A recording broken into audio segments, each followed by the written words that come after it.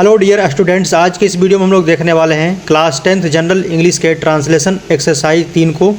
Exercise जो 3 है present tense से संबंधित है, जिसमें use of is M R का प्रयोग बताया गया है।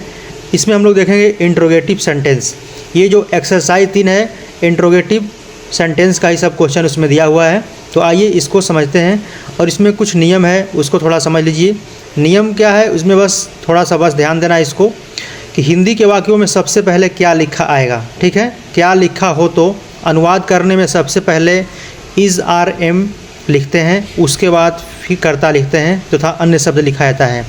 यानी जब भी इंट्रोगेटिव सेंटेंस आएगा या तो क्या से आएगा, क्या शुरू में रहेगा वाक्य में, एक तो टाइप ये हो गया।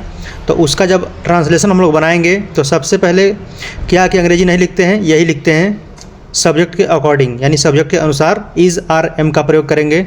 दूसरा इसका जो रूल है उसको समझिए। हिंदी के वाक्यों में कोई प्रश्नवाचक शब्द जैसे कहाँ, कब, क्यों, कैसे आदि हो तो इनकी अंग्रेजी इज एम आर से पहले भी लिखी जाती है। कहने का मतलब ही कोई सेंटेंस आएगा उसमें बीच में आएगा प्रश्नवाचक शब्द कब, कहाँ, क्यों, कैसे। जब इसका हम लोग ट्रांसलेशन अनुवाद मतलब करेंगे, हिंदी से अंग्रेजी बनाएंगे, तो कहाँ की अंग्रेजी जो होती है, कब की अंग्रेजी होती है, उसको पहले लिखना है। यानी क्वेश्चन वर्ड जो आएगा उसकी अंग्रेजी पहले लिखते हैं, और उसके बाद सब्जेक्ट के अनुसार इसमें से कोई हेल्पिंग वर्ब लगेगा। तो चलिए आइए देखते हैं। रूल नंबर 3 क्या है, प्रश्नवाचक वाक्य यदि नकारात्मक भी हो तो कर्ता के बाद नाट लगाते हैं। यदि इंट्रोगेटिव सेंटेंस हम लोगों का नेगेटिव वाला आएगा, नहीं वाला आएगा, तो हमेशा कर्ता के बाद ही नाट लगाते हैं, जो कि हम लोग इसके पिछले में पढ़े थे नेगेटिव सेंटेंस में। रूल 4 क्या कहता है कि वाक्य के अंत में प्रश्नवाचक चिन्ह का प्रयोग होता है। यानी जब भी हम लोग ट्रांसलेशन बनाएंगे इसका, तो लास्ट में प्रश्नवाचक चिन्ह को जरूर लगाना है आपको। ठीक है, तो चलिए ये आपके बुक में जो एग्जाम्पल दिया उसको भी लिए हैं, उसके बाद इसमें एक्सरसाइज है उसको भी हम लोग हल करेंगे। तो आइए देखते हैं। पहला जो दिया गया एग्जाम्पल, क्या यह किसान बहुत गरीब है, यहाँ पे क्वेश्चन मार्क दिया गया है। तो क्या की अंग्रेजी इसमें व्हाट नहीं लिखा जाता है। तो सबसे पहले देखेंगे कि सब्जेक्ट मेरा क्या है, यह किसान, यानी किसान क्या है, सिंगुलर है, एक वचन है, तो लगाएंगे इज लगेगा सिंगुलर के साथ। दिस फार्मर यानी यह किसान, बहुत का होता है वेरी पुअर, और लास्ट में प्रश्नवाचक वर्ड लग गया।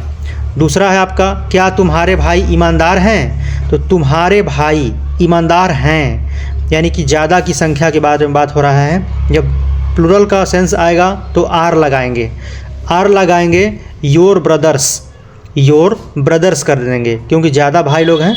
तो योर ब्रदर्स ऑनेस्ट के बाद यहाँ पे लगा देंगे प्रश्नवाचक चिन्ह। ठीक है, ऑनेस्ट में यस नहीं लगाते हैं क्योंकि ये एडजेक्टिव है। तीसरा आपका सेंटेंस है, क्या गंगा एक बड़ी नदी नहीं है। ये निगेटिव सेंटेंस भी आ गया, इंट्रोगेटिव सेंटेंस भी है। तो गंगा जो है आपका सिंगुलर है, इसलिए इज लगाएंगे यहाँ पे। Is the Ganga not a big river, is the Ganga not a big river. चौथा आपका क्वेश्चन है, तुम उदास क्यों हो। क्यों की अंग्रेजी पहले लिखेंगे क्योंकि बीच में आ गया प्रश्नवाचक शब्द, तो इसकी अंग्रेजी पहले लिखते हैं। उसके बाद सब्जेक्ट क्या है मेरा, यू के साथ आर लगता है, तो वाई लगाएंगे पहले, उसके बाद आर लगाएंगे, यू सैड, और प्रश्नवाचक चिन्ह लगा देंगे। 5 नंबर क्वेश्चन है, तुम्हारी गाय कहाँ है। ठीक है, तो कहाँ है, बीच में आया प्रश्नवाचक शब्द, तो इसकी अंग्रेजी पहले लिखते हैं हम लोग। ठीक है, वेयर मैंने कहाँ, अब तुम्हारी गाय यानी आपकी गाय, सिंगुलर गाय के बारे में बात हो रहा है यहाँ पे, तो इज लगाएंगे हेल्पिंग वर्ब योर काऊ, और लास्ट में प्रश्नवाचक चिन्ह लगा देंगे। 6 नंबर, तुम्हारे पिताजी कौन हैं। देखिए ये भी आपके बीच में आ गया प्रश्नवाचक शब्द कौन, तो कौन की अंग्रेजी लगाएंगे पहले हम लोग हूँ, उसके बाद तुम्हारे पिताजी यानी आपके पिताजी कौन हैं, तो सिंगुलर है आपका, तो यहाँ पे इज लगाएंगे, is who is your father, और लास्ट में प्रश्नवाचक चिन्ह लगा देंगे। अब देखिए एक्सरसाइज जो 3 दिया है आपके एक्सीलेंट बुक में, तो उसको हम लोग हल कर रहे हैं। पहला इसमें क्वेश्चन दिया है, क्या सूर्य बहुत गर्म होता है। तो क्या सूर्य आपका सिंगुलर है, तो इज लगाएंगे हम लोग। क्या की अंग्रेजी इसमें नहीं लिखी जाती है, हेल्पिंग वर्ब से ही सेंटेंस स्टार्ट करते हैं। Is the sun very hot, और लास्ट में प्रश्नवाचक चिन्ह लगा देंगे। हॉट मतलब होता है गर्म। अगला आपका सेंटेंस है, क्या घोड़े वफादार जानवर होते हैं। क्या घोड़े वफादार जानवर होते हैं, तो लगाएंगे आर हॉर्सेस, आर, क्योंकि क्या के अंग्रेजी नहीं लिखा जाता है, आर हॉर्सेज फेथफुल एनिमल, ठीक है, आर हॉर्सेज फेथफुल एनिमल्स, यानी कि क्या घोड़े वफादार जानवर होते हैं। तीसरा आपका है क्या पृथ्वी गोल है। अब पृथ्वी आपका सिंगुलर है तो इज लगाएंगे। अब पृथ्वी के आगे द का प्रयोग करते हैं हम लोग, द अर्थ राउंड, राउंड मतलब होता है गोल। चौथा इसका क्वेश्चन है क्या समुद्र गहरा नहीं है, क्या समुद्र गहरा नहीं है, तो समुद्र, तो is the sea not deep, deep मतलब गहरा होता है।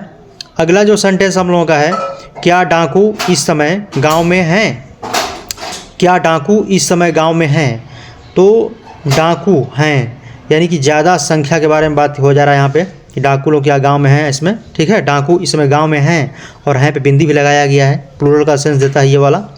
तो लगाएंगे आर द डकैट्स, या रिवर्स कर सकते हैं आप, are the dacoits in the village, यानी कि क्या डाकू गांव में हैं इस समय, इस समय का होता है at this time, at this time, और लास्ट में प्रश्नवाचक चिन्ह लगा देंगे। 7 नंबर क्वेश्चन है सीधे साधे लोग अपराधियों के सामने असहाय क्यों हैं, यानी जो सीधे साधे लोग होते हैं अपराधियों के सामने असहाय क्यों होते हैं, लाचार क्यों होते हैं, कहने का मतलब ये है। तो सबसे पहले कैसे बनाएंगे, इसमें बीच में प्रश्नवाचक शब्द आया है तो वाई लगाएंगे।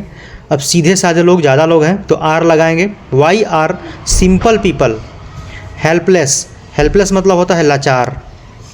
सामने का होता है बिफोर क्रिमिनल्स, किसके सामने, अपराधियों के सामने, तो अपराधी ज़्यादा हैं तो इसलिए क्रिमिनल में यस लगा दिया गया है, तो बिफोर मतलब होता है सामने, बिफोर क्रिमिनल्स। 7 नंबर क्वेश्चन है अब तुम्हारी क्या समस्या है, तो इसमें देखिए इसमें भी आपका प्रश्नवाचक शब्द बीच में ही आया है, तो क्या क्या होता है व्हाट, इज़ योर प्रॉब्लम, अब का होता है नाउ, और लास्ट में लगा देंगे ये, नाउ मतलब अब होता है। 8 नंबर क्वेश्चन है तुम्हारा आखिरी पर्चा कब है, कब, तो कब बीच में आया है तो इसकी अंग्रेजी पहले लिखेंगे हम लोग, when is your last paper, when यानी आपका आखिरी पर्चा कब है, तो यहाँ पे सिंगुलर माना जाएगा तुम्हारा, यानी किसी से पूछ रहे हम लोग आपका आखिरी पर्चा कब है, तो when is your last paper.